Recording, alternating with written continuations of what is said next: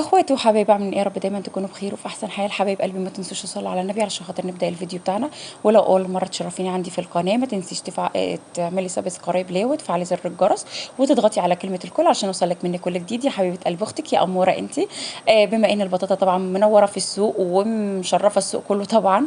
الولاد عايزين ياكلوا حاجه حلوه بالبطاطا بس بطريقه جديده او طريقه مختلفه. يا ولاد انا جبت البطاطا بتاعتي قشرتها كويس وقطعتها حلقان بالشكل ده.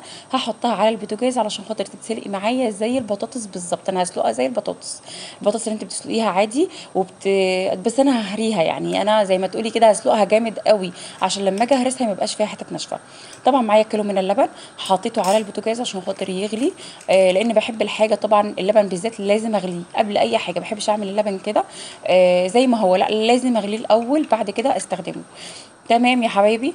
انا معايا كوبايه ميه حطيت عليها معلقتين 3 نشا. هنزل عليهم طبعا هحط انا دلوقتي يا ولاد البطاطا في ناس بتعملها بالبشاميل.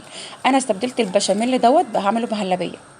معايا انا دلوقتي حطيت اللبن اهوت على البوتاجاز زي ما انتم شايفين. نزلت طبعا بكوبايه سكر. انت بقى عايزه تزودي السكر براحتك، عايزه تقللي براحتك. انا ما بحبش السكر الزياده لانه فعلا السكر زياده بيصد وبيتعب. تمام.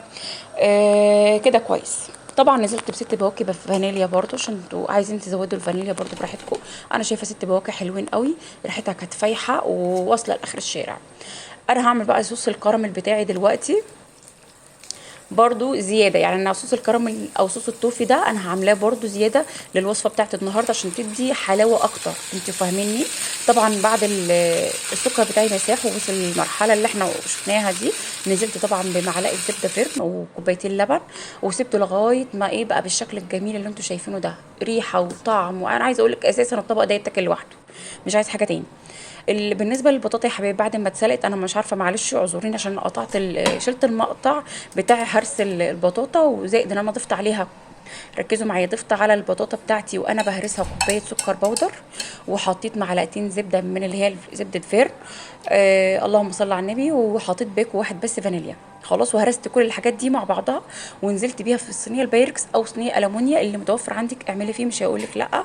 طبعا المهلبيه بتاعتي كانت خلصت، وزي ما انتم شايفين دخلتها الفرن لغايه ما اخدت الشكل الجميل اللي انتم شايفينه ده. بس طبعا قبل ما تاكليها سخنه، هي ما ينفعش تتاكل سخنه، لازم تحط الاول في التلاجة من 3 ساعات ل 4 ساعات على حسب ما تسقع معاكي. واشوفكم ان شاء الله في فيديو جديد. ولو عجبتكم ما تنسيش تكتبوا لي في الكومنت